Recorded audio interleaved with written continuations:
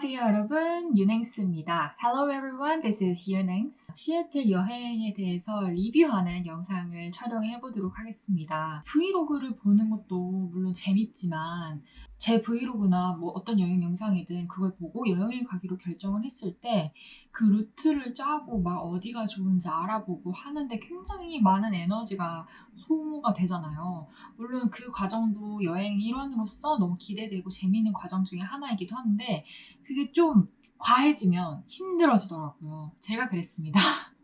그래서 여러분들의 스트레스를 조금이라도 줄여드리고자 이런 영상을 기획을 해봤고요. 앞으로 모든 여행지의 브이로그를 올린 후에 이런 여행 리뷰 영상을 업로드할 계획입니다. 제가 추구하는 채널 방향이 저는 이렇게 재밌게 여행을 했답니다. 이런 걸 보여주는 채널이 아니거든요. 제 채널을 통해서 유의미한 어떤 정보나 가치를 얻어갔으면 하는 바람에서 제가 지난번에 시애틀에서 겪었던 일화도 정리해서 올린 거고 이번 영상도 그래서 기획을 했습니다. 일단 컴팩트하게 도시에 대해서 설명을 할 거고요. 추천하는 곳, 그 다음에 제가 다녀왔을 때 괜찮았던 곳, 후회하는 점, 그런 점들을 좀 정리해서 말씀드릴 예정입니다. 물론 개인적인 얘기도 중간에 좀 나올 수 있습니다. 당연히 이 영상만으로는 모든 게 커버되진 않을 거예요. 따로 찾아보셔야 되는 수고가 있으시긴 하겠지만 그래도 여행 계획 세우는데 조금이나마 도움이 되시길 바라며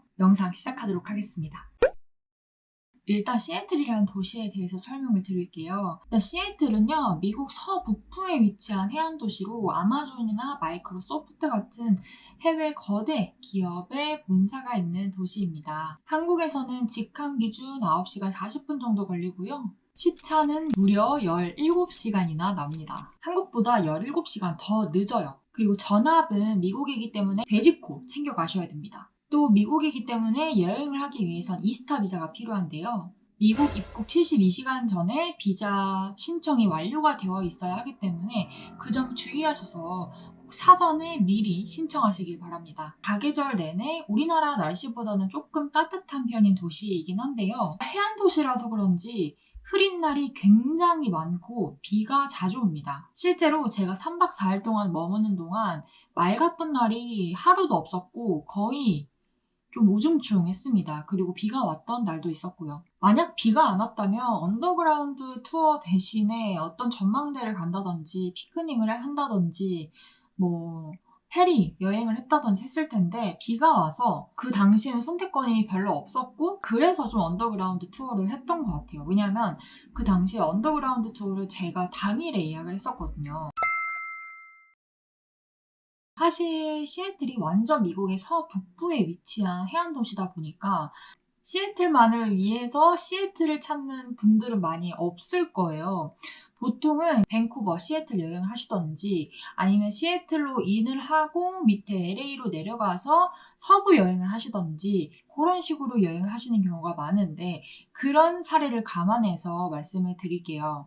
일단 저 같은 경우에는 3박 4일 동안 머무르긴 했는데요. 첫날에는 제가 저녁에 도착을 했고 마지막 날에는 간단하게 와플만 먹고 바로 라스베가스로 가야 됐던 일정이었기 때문에 사실상 2박 3일로 봐도 무방했던 일정이었습니다.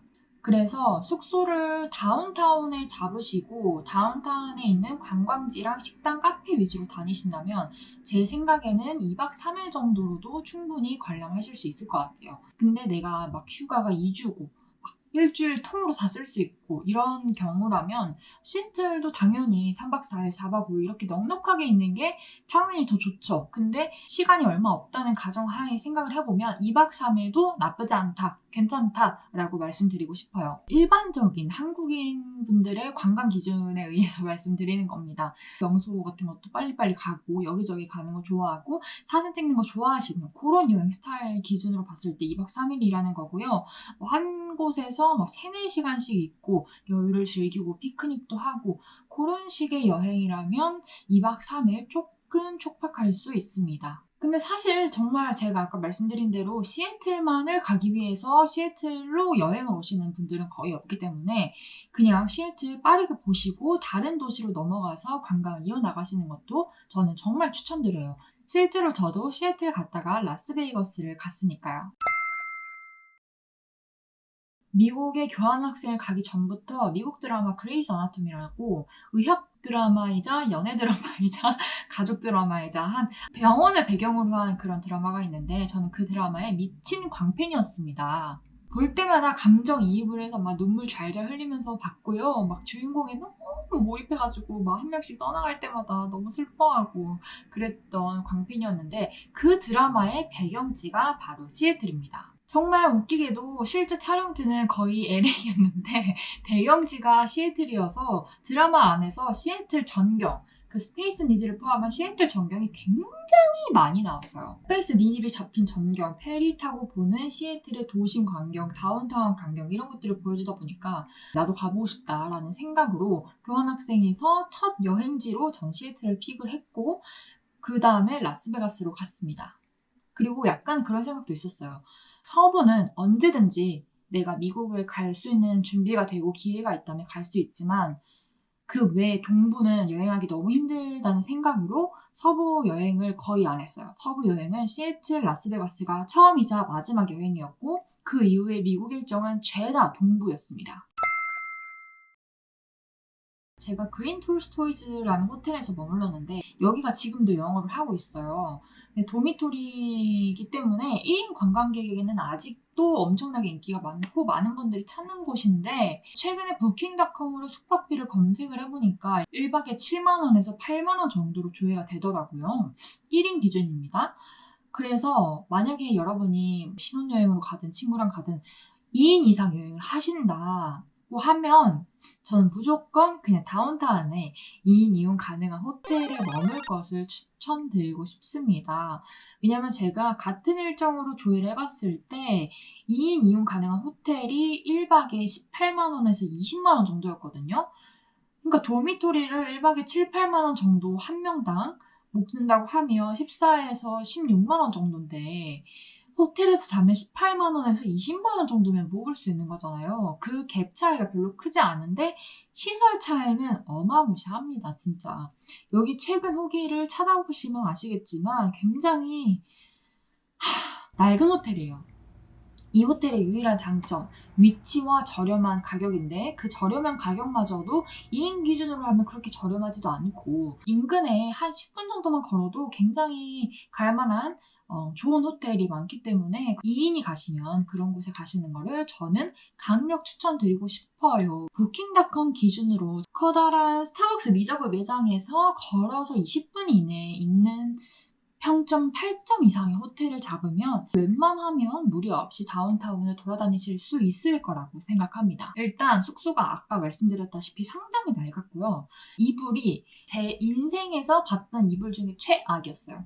제가 미국 여행하면서 그 모든 도미토리에서 줬던 이불과 비교해서 정말 최악이었습니다. 제가 지금도 이렇게 생생하게 기억한 이유가 너무 깜짝 놀랐던 기억이 있기 때문이에요. 이불을 카운터에서 받아가는 시스템이었는데 그때 제가 받았던 이불이 무슨 볏짚같이 생겼었어요. 그 까끌까끌한 그런 거면 도대체 이게 무슨 소재로 만든 걸까? 라는 의심이 되는 그런 담요였습니다. 심지어 머리카락도 막 군데군데 있었어요. 제가 너무 충격을 받아서 카운터에 가서 대체 이걸 어떻게 덮고 자란 말이냐, 다른 게 없냐, 다른 게 없다면 나 그냥 리펀드하고 나 다른 호텔 가서 자겠다, 이건 이불이 아니지 않느냐 하고 항의를 했던 기억이 있습니다. 그래서 그렇게 말하니까 또 그 프런트에 있던 직원이 아 그래? 오케이 알겠어. 그럼 우리 더 스무스한 게 있으니까 이걸로 바꿔 해서 받았던 게 사무용으로 쓰는 보들보들한 그런 담요였어서 덮고 잘만 했습니다. 그래서 제가 그때 그냥 포기를 하고 거기서 그 담요를 덮고 자긴 했는데 조금 한 5만 원만 더 보태서 숙소 좋은 데 가셔가지고 프라이빗하게 씻고 생활하시는 게 정신건강에 좋을 거라고 판단이 됩니다. 도미토리의 단점 중에 하나가 수압이었어요. 수압. 물이 쫄쫄쫄 나옵니다. 제 브이로그에도 담았지만 방 안에 있는 세면대만 그런 게 아니라 그냥 모든 화장실이 다 그렇기 때문에 샤워하는데 상당히 어려웠고 심지어 그 쫄쫄쫄 나온 물이 잘 빠지지도 않았어요. 배수관으로. 제 성향을 좀 먼저 설명을 드려야 될 것 같은데 저는 해외 나가서 미술관, 박물관 가는 걸 굉장히 좋아하는 사람이에요. 사실상 예술 작품을 보러 간다고 해도 과언이 아닐 정도로 뮤지엄 가는 걸 좋아하고, 어느 정도냐면 뮤지엄에서 막 그림을 3-4시간 보느라 배가 고픈 거를 잠깐 잊을 정도? 그 정도로 좋아합니다. 그 관점으로 봤을 때는 저는 치울리 가든이 제일 좋았습니다. 데일 치울리 작가의 작품이 전시가 되어 있는데 규모가 굉장히 다 커요. 그 분위기가 되게 오묘한 매력이 있습니다. 물론 입장료는 비싸요. 비싸지만 가보시는 거 나쁘지 않다고 생각합니다. 그리고 제가 알기로 시애틀 시티 투어 패스 이런 걸 구매하면 좀 갈만한 관광지 여러 군데를 묶어서 좀 저렴하게 갈 수 있는 방법이 있는 걸로 알고 있습니다. 근데 저는 그런 관광지 스페이스 니들이나 이런 전망대를 올라가지 않았기 때문에 그냥 따로 끊긴 했지만, 여러 군데 다 다니실 계획이라면 시티패스를 끊는 것도 나쁘지 않은 선택이라고 생각합니다. 일반적인 관점에서 말씀을 드리자면 스타벅스 리저브, 큰 매장, 제가 첫째 날 저녁에 갔던 매장, 둘러보고 빵이랑 커피 마시기 너무 좋습니다. 그리고 피어 66, 여기 뷰가 정말 한눈에 들어와서 너무 보기 좋고 예쁜데 제가 밤에 간 게 좀 후회스러워요. 낮에 갔으면 더 좋고 예쁜 뷰를 볼 수 있었을 텐데 낮에 한번 가보시는 거 괜찮고요. 여기 근처에 식당이 굉장히 많아요. 식사하시면서 뷰 보는 거 너무 괜찮을 것 같아요. 그리고 워싱턴 대학교 수살로 도서관, 여기도 진짜 괜찮았어요. 해리포터 도서관의 모티브가 된 도서관인 만큼 굉장히 크고 분위기가 압도적이고 예쁩니다. 여기 다녀오시면 웬만한 국내 도서관으로는 만족하실 수 없습니다. 조금 아쉬웠던 점은 밤에 간 거였어요. 낮에 해가 탁 들어오면서 빛이 관통했을 때 그 모습이 굉장히 예쁜 곳인데 그 모습을 못 보고 그냥 밤에만 봐서 그게 좀 아쉽습니다. 낮에 가면 진짜 훨씬 더 예쁘더라고요. 그리고 또 제가 갔던 곳 중에 좋았던 곳은 캐리파크. 여기는 낮에 가도 좋고 밤에 가도 좋은 곳인데 살짝 언덕이 좀 심한 곳에 있습니다. 그래서 걸어서 가실 분들은 미니 등산을 하신다고 생각을 하시고 가시는 게 좋고, 아니면 그냥 오버 타고 가셔도 됩니다. 아마존 스피어스라고 식물원처럼 꾸며놓은 아마존 오피스도 있고요. 아마존 고도 있고요. 아마존 고가 뭐냐면 완전 무인으로 운영되는 마트예요. 아마존 스피어스 같은 경우에는 주말에 예약을 한다든지 아니면 주중에는 직원인 지인, 인맥을 활용해서 동행이 가능하다고 합니다. 그래서 만약에 가실 분들은 지인을 찾으시던지 아니면 주말 예약을 미리 하셔가지고 가시면 좋을 것 같고, 그다음에 마이크로소프트 본사도 있어요. 방문자 센터가 별도로 있다고 합니다. 거기에 마이크로소프트가 어떻게 지금의 거대 대기업이 됐는지 역사를 담은 전시관이 있다고 해요. 둘러보는데 그렇게 오래 걸리지는 않는다고 합니다. 한 30분 정도면 충분히 보실 수 있는 것 같아요. 다운타운에 있기 때문에 한번 슉 돌고 사진 한 장 찍고 나오시는 거 나쁘지 않아 보입니다. 그리고 또 갈만한 곳, 시애틀 공공도서관이라는 곳이 있는데요. 여기는 램 콜하스라는 건축가의 작품으로 사선 형태를 유리로 채우고 있어서 그 유리로 이제 햇빛이 들어오는 것만으로도 굉장히 아름다움을 뽐내는 그런 도서관이에요. 굉장히 예쁩니다. 만약에 내가 워싱턴 대학교까지 갈 일정이 안 나온다고 하면 그냥 다운타운에서 여기만 가셔도 저는 괜찮을 것 같아요. 물론 두 도서관의 분위기는 완전히 달라요. 수살로 도서관은 되게 웅장하고 그런 느낌이라면 여기는 정말 현대식 건축물이기 때문에 되게 모던하고 그런 분위기라서 완전 달라요, 분위기가. 근데 여기도 진짜 엄청 예쁘고 크고 거대하기 때문에 가보시는 거 저는 추천드립니다. 해외 여행하면서 미술관은 미술작품에 관심이 없다면 안 가셔도 괜찮지만 도서관은 한 번 정도 가보는 거 정말 괜찮거든요. 그 나라는 이 지식문화 산업을 대체 어떻게 향유를 하고 있는지 그런 짤막하지만 그냥 그런 경험을 통해서 살짝 엿볼 수 있기 때문에 저는 도서관 가보는 거 추천합니다. 근데 제가 후기를 찾아봤을 때 조금 걸렸던 점이 공공도서관이다 보니까 홈리스 분들도 종종 볼 수 있다는 후기가 있어서 약간 냄새가 난다고 하시는 분들도 있었거든요. 그래서 그런 거에 예민하시면 그냥 쓱 빨리 보고 나오시는 것도 나쁘지 않습니다. 그리고 하나 더 또 추천하고 싶은 거는 페리 투어, 페리 여행입니다.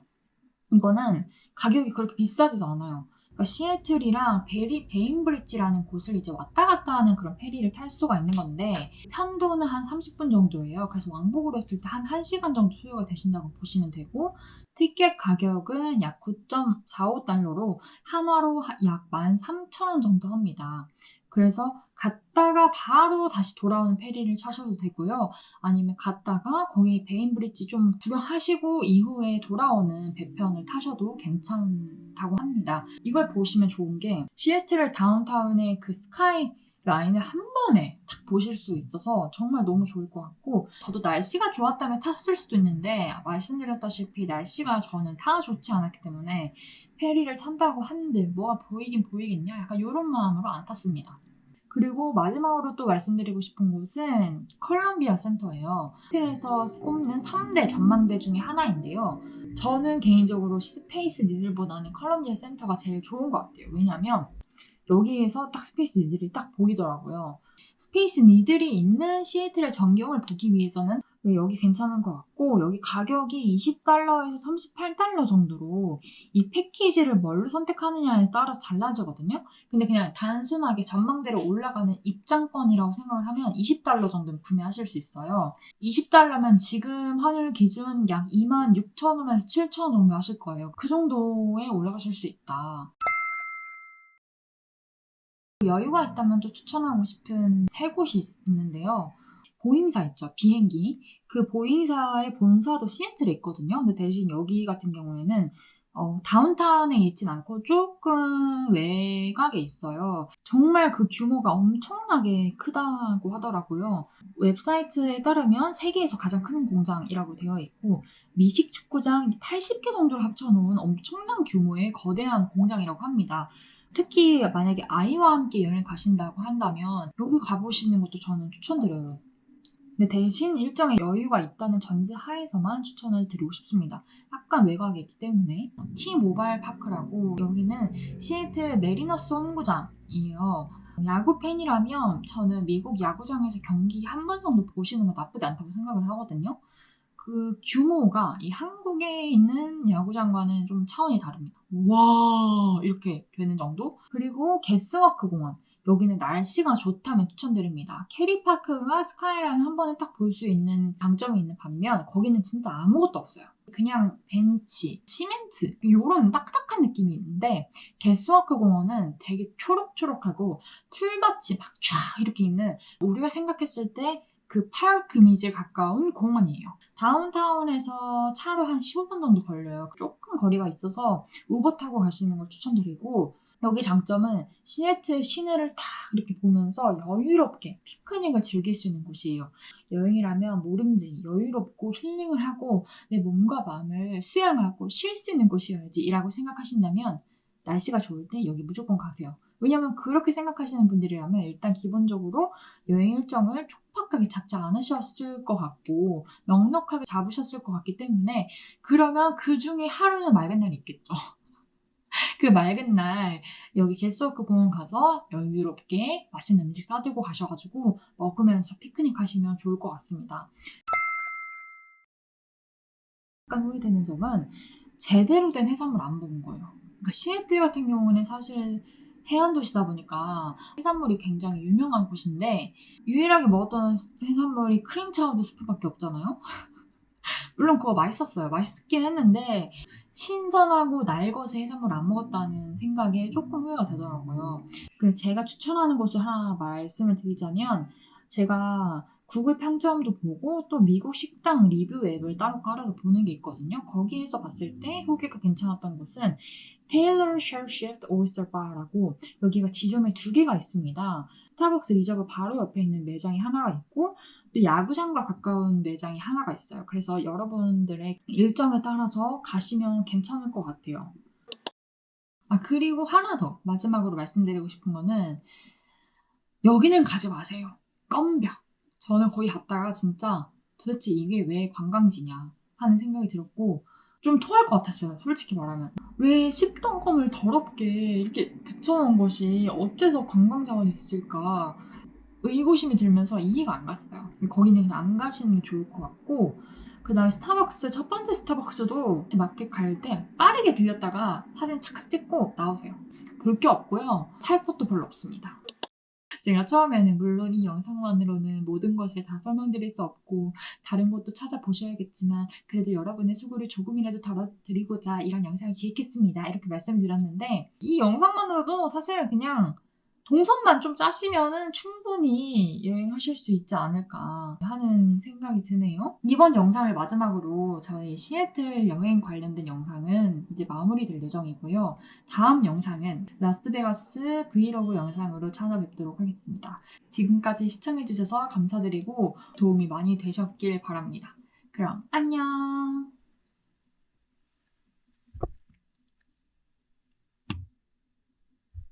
Stay in this moment, never think about going. Won't you stay with me for a little while?